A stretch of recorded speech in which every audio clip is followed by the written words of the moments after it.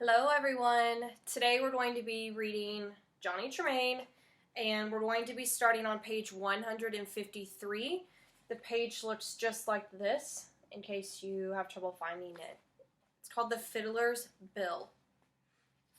If at any point you don't know a word that I have came across or the meaning of it, I want you to pause the video and then I want you to go to the internet and I want you to search it up. Okay, and if you still have questions past that, I want you to email me. But when that bill came, the fiddler's bill, that bill for the tea, it was so much heavier than anyone expected. Boston was thrown into a paroxysm of anger and despair. There had been many a moderate man who had thought the tea party a bit lawless and was now ready to vote payment for the tea. But when these men heard how cruelly the town was to be punished, they swore it would never be paid for. And those other 13 colonies. Up to this time, many of them had little interest in Boston's struggle. Now they were united as never before. The punishment united the often jealous, often indifferent, separate colonies, as the Tea Party itself had not. Sam Adams was so happy his hands shook worse than ever. For it had been voted in far-off London that the port of Boston should be closed. Not one ship might enter, not one ship might leave the port, except only His Majesty's warships and transports, until the tea was paid for. Boston was to be starved into submission. On that day, that 1st of June, 1774, Johnny and Rab, like almost all the other citizens, did no work, but wandered from place to place over the town. People were standing in angry knots, talking, gesticulating, swearing that yes, they would starve. They would go down to ruin rather than give in now. Even many of the Tories were talking like that, for the punishment fell equally heavily upon the king's most loyal subjects in Boston and on the very Indians who had tossed the tea overboard. This closing of the port of Boston was indeed tyranny. This was oppression. This was the last straw upon the back of many a moderate man. The boys strolled the waterfront. Here on Lawn Wharf, merchants' counting houses were closed and shuttered, sales lofts deserted, the riggers and porters stood idle. Overnight, hundreds of such and sailors and rope makers, wharfingers, and dock hands had been thrown out of work. The great ships of Boston, which had been bringing wealth for over 100 years, were idle at their berths. Not one might come and go. At first, it was the men of the ships and wharves that were thrown out of work and could not get food for their families. The paralysis that started there would soon spread out and include everybody. For who now could buy new clothes? The clothiers and tailors would close shop. Not one man in Boston could afford a silver basin. The silversmiths would not last long. Nobody could pay rent. The wealthy landowners were headed for bankruptcy. "So," said Rab cheerfully, "looks like we'd all starve together." They stood at the very end of Lawn Wharf, which ran a half-mile out into the harbor. They could see the Captain, British flagship, stationed between Long and Hancock's Wharf, and over by Governor's Island, the Lively, and beyond, the Mercury, the Magdalen, the Tartar. His Majesty's fleet surrounded Boston, enforcing the Port Act. Uncle Lorne is upset. He says the printers will not be able to go on with the newspapers. He won't be able to collect subscriptions or get any advertising. He won't be able to buy paper nor ink. He's sending the Webb twins home? Yes, back to Chelmsford. But he and I can manage. The Observer is to be half size. He won't give up. He'll keep on printing, printing, and printing about our wrongs and our rights until he drops dead at his press or gets hanged. There had been a good deal of talk about hanging. Governor Hutchinson was ordered to England. General Gage from now on would be in charge. Regiment upon regiment of the finest British troops were arriving. They were planning to put down sedition all right, and everyone knew that Gage had the right to send any man whom he believed a leader in this revolt against England to London and the parody of a trial, certain death on the gallows. Or, if he wished, Gage might erect his gallows over here. Sam Adams and Hancock, Dr. Warren, perhaps, still James Otis, would be the first to go. Certainly all the other members of the Observers, if ever their names were known, would follow, and so would all the Whig printers of Boston. No wonder Uncle Lorne was a little nervous. By nature he was a timid man, which means shy. Yet timid or bold he would go on printing. begging the people of Massachusetts to wake up and resist this tyranny before it was too late. He would print until he had not a sheet of paper left to print on, or until the very day the gallows was set up for him. As yet, only the British men of war had arrived, but the transports were on the seas. Soon it seemed that almost every day another transport put in.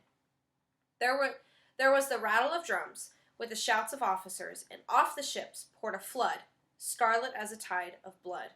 What they're referring to in that sentence is the red coats, literally the red coats that the British soldiers were wearing, and it's describing how it just looked like a flood of scarlet, as if it was blood. Boston was inundated with the British soldiers, and now every third person one met in the street wore the handsome uniform of King George III. There wasn't much work to do. Rab by himself could set the entire newspaper in a day. The subscriptions had dropped, partly because many people could not afford a paper, and partly because so many Whig families were leaving Boston for the country. Johnny could deliver the Boston papers in a morning, instead of taking all day.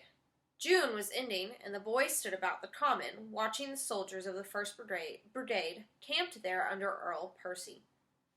Row upon row of identical tents, cook fires, tethered horses of officers, camp followers, stacked muskets, the quick, smart pacing of sentries. All was neat and orderly. Muskets. It was the muskets which interested Rab the most. Already, on every village green throughout New England, men and boys were drilling in defiance of the king's orders. Drilling means that they're practicing military maneuvers in order to fight against the British. They said they were afraid of an attack from the French. These men had no uniforms. They came from the fields and farms in their very clothes they used for plowing. That was all right. But the weapons they brought to their drilling were not. Many had ancient flintlocks, old squirrel guns, handed down for generations. Rab, for instance, all that spring had been going to Lexington once or twice a week to drill with his fellow townsmen. But he could not beg nor buy a decent gun. He drilled with an old fowling piece his grandsire had given him to shoot ducks on the Concord River. Never had Johnny seen Rab so bothered about anything as he was over his inability to get himself a good, modern gun. "I don't mind their shooting at me," he would say to Johnny, "and I don't mind shooting at them. But God give me a gun in my hands that can do better than knock over a rabbit at 10 feet. The British soldiers went about their business as though oblivious of the many hostile, curious eyes watching them. They were confident that these provincials, these yokels, now gaping at their equipment, gauging the manner of fighting men they were, would be so impressed they would never stand up and fight them, basically saying that all of these really poor people, these people that are below them, would never have the guts to stand up to them, so they're not really expecting much. Rab, so concerned over a gun as he was, did an uncharacteristic, foolish thing. The two boys were standing close to a stack of muskets. As Rab explained to Johnny their good points, he put out a hand and touched the lock on one. Without even showing bad temper, almost impartially, a mounted officer sitting his horse close by chatting with a couple of Boston's Tory girls, swung about and struck Rab a heavy blow on the side of his head with the flat of his sword. Then he went on flirting with the girls as though nothing had happened. Rab never knew what hit him. Now a sergeant came bawling, "Spectators are not to intrude. Get back behind them ropes. Get back, all of you. Get back." Johnny stayed where he was beside the unconscious Rab. Yet, after this act of sudden violence, the boys were well treated.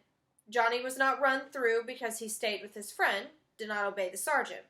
A gray, older man, a medical officer, approached, called for water, sponged Rab's face for him, and said he was coming to, meaning that he was waking back up from being hit. Johnny was not to worry. What was he doing? Just looking at a gun? Touching it? Well, yes. And only got hit over the head? He got off easy. Filching a soldier's arms is a serious misdemeanor. Wonder Lieutenant Bragg didn't kill him. Rab said thickly, "I hadn't thought to filch it. Not bad idea. Guess I'll. He was still groggy from the blow. "If I ever get a chance, I'll." The medical man only laughed at him. "Now, boys," he said seriously, "you forget talk like that. You remember that we don't like being here in Boston any better than you like having us. I'd rather be with my wife and children in Bath. We're both in a tight spot, but if we keep our tempers and you keep your tempers, why, we can fix up things between us somehow. We're all one people, As he talked, Johnny had an experience he was to have many more times. The troops would do something he considered unforgivable, like nearly braining Rab for merely touching a gun. And then, the next moment, be so civil and friendly he could not help but like them, at least some of them, as individuals. The medical man, noticing Johnny's riding boots and spurs, was saying, "I have a cousin lives over in Cambridge. Haven't had a chance to send him a letter. Do either of you know a boy with a good horse who'd ride for me?" Rab was mouthing yes at Johnny. "I've got a good horse. Come to me at 1 o'clock sharp this noon. I'm quartered on Mr. Shaw, North Square." When it says "I'm quartered," it means that he's been put to stay at someone's home or with Mr. Shaw at North Square. On the way home, Rab said, "If you can get started carrying messages for him, others may follow. Might be we could learn things Sam Adams and Dr. Warren and Paul Revere would like to know. They wouldn't dare send their own orderlies, fearful somebody might kill them." I'd thought of that myself.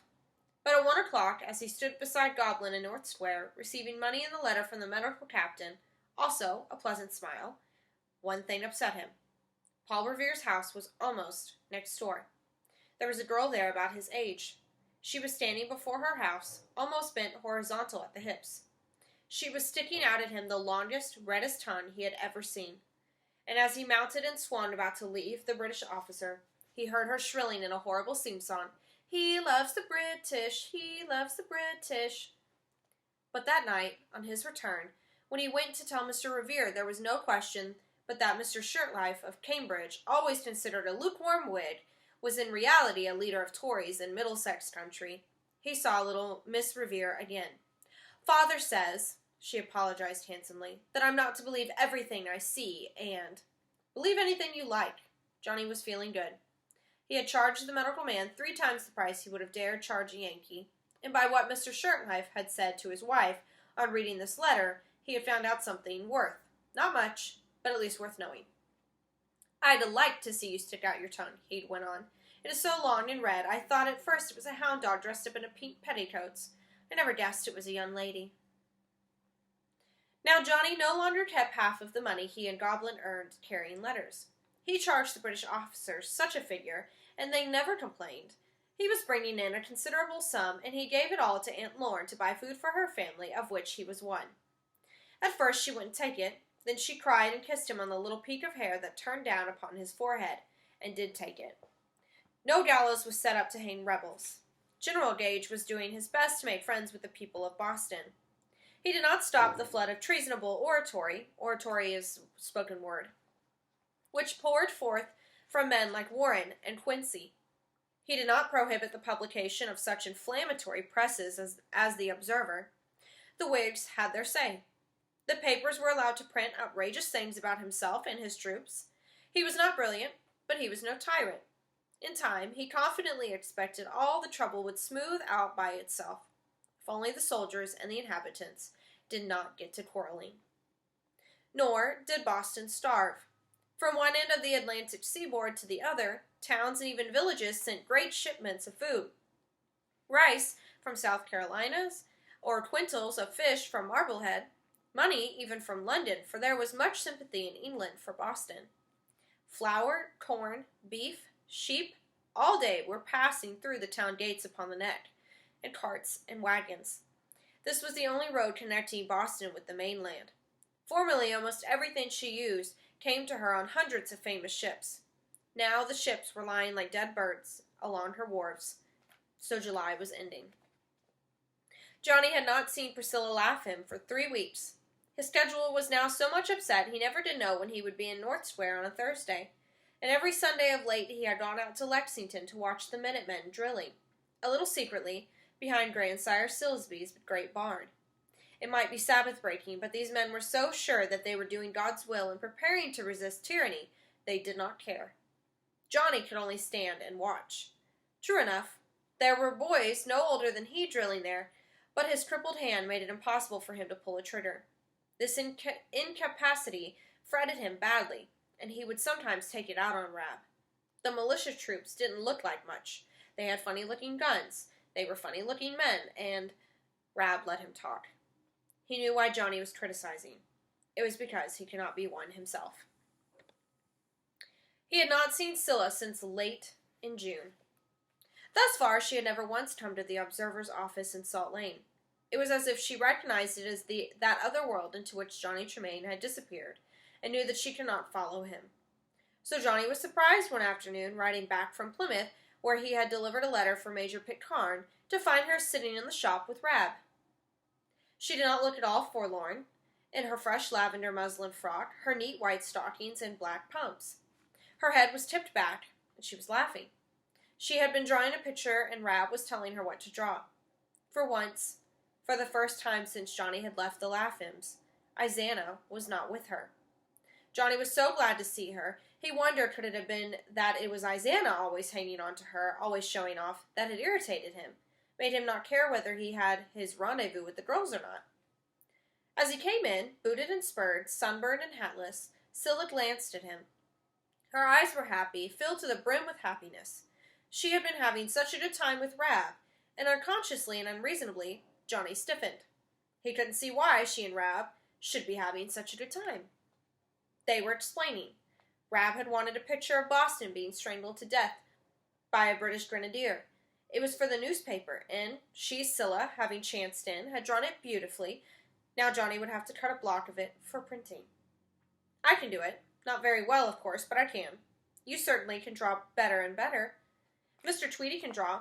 He's giving me lessons. And Rab posed for the British grenadier. Look, I've pictures of him here. Those Rab? They look more like woodchucks than Rab to me, he said. But Scylla knew he thought they were fine pictures, and he was proud of her. She was so pretty, Johnny could hardly think where all this prettiness came from, and sourly he thought it came from Rab. He had a way of lighting people up, showing them at their best. No, partly, at least, it was because of that lavender dress, and her face had color in it because she was eating enough. When the troops came and times were so hard, Scylla had always given a large share of her food to Izana, and had grown to look more peaked and worried every week. Now she looked fine. Sit there like that, Johnny. I'm going to draw you too. You're easier than Rab. Why am I easier than Rab? Because, she said, intentionally hurting his feelings, you're just a child yet. Rab's grown up. There, you don't mind if I make you look a little like a raccoon, do you? I'll draw a bushy tail for you, Scylla, Rab said. Johnny fidgeted, as people do who are having their pictures drawn, crazy to see what somebody else thinks they look like. It wasn't much of a picture. Between them, they had drawn a funny half raccoon, half boy. Somehow, it did look like Johnny, and they all laughed. 4 o'clock? I must be getting back. I was told to pick up a pair of gloves on Queen Street and be back at 5. She got up, tied a flowered bonnet on her head, and started for the door. Wait, Scylla, you haven't told me any news. He had forgotten how recently her news had bored him. That's right. I've just told Rab. Johnny, I won't be able to meet you regularly anymore. Things have changed. How so? Your mother mad? No. That is, yes, she is mad, but about something else. She's mad because Dorcas really did have the guts to run off and marry Frizzle Jr. just as soon as Mr. Tweedy declared for her. Dorcas isn't going to get much of that elegance she was always out after from Frizzle Jr. No, but she doesn't care. The young girl's voice softened. She says when you really are in love, you don't care much about anything, except him. Johnny, remembering the gawky, callow, but upstanding young leather dresser of Fish Street, was surprised that anyone could value him so highly. She ran off with Frizzle Jr. just as soon as Mr. Tweedy came out and said he preferred her to Madge. But what put Ma right through the roof was when he said he was in no hurry. He didn't mind passing up Madge and waiting for me. You? Cried Johnny hotly. That old man? If he is a man, why, he must be about 40. Scylla, you're lying to me if you say anybody's talking of marrying you. I was 15 last month, and you were 15 way back in January. I've not stopped to think. Rab, did you hear that? I'm only a year younger than you are now. Rab grinned. I was 17 last week. Johnny thought that was like Rab, slipping off by himself, getting ahead of you, and then grinning at you out of the corner of his mouth. Mother didn't like it. Mr. Tweedy stalling like that. Then one thing happened after another. For instance, ever since, well, last fall, the lights have been giving us work to do. Mr. Tweedy is clever, although so queer.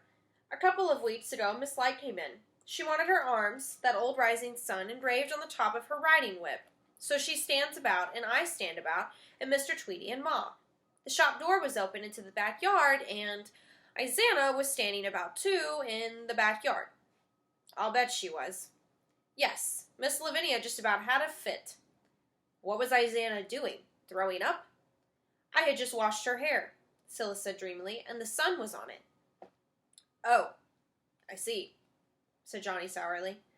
And Isana was walking back and forth, reciting some poetry to herself, acting it out. Something about Captain Kidd and how he sailed. Old Stumpy Joe, the one-legged sailor man, taught it to her. Miss Lavinia stood there watching Isana, and she looked more like something cut out of stone than a human being. She can't help it, said Johnny, who liked to run her down. She was born that way. Go on. She just turned her head like that and said to Ma through her teeth like this, Ma'am, I'm taking that child with me. Ma first said she wouldn't, and then she said she couldn't stand between Isana and such an opportunity. And Isana said she wouldn't go without me. So it was fixed this way.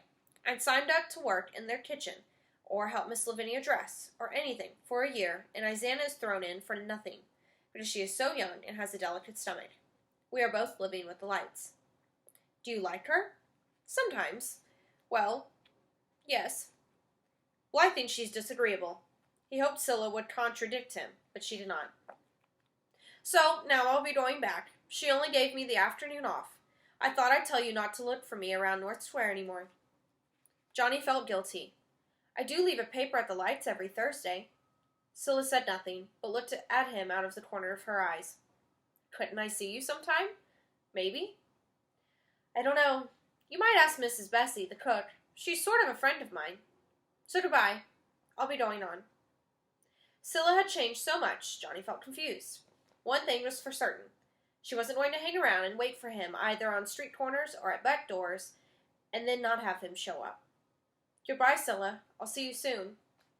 But Rab did not say goodbye. He did not even ask her if he might walk her home with her to Beacon Hill. He simply went, and Johnny was mad.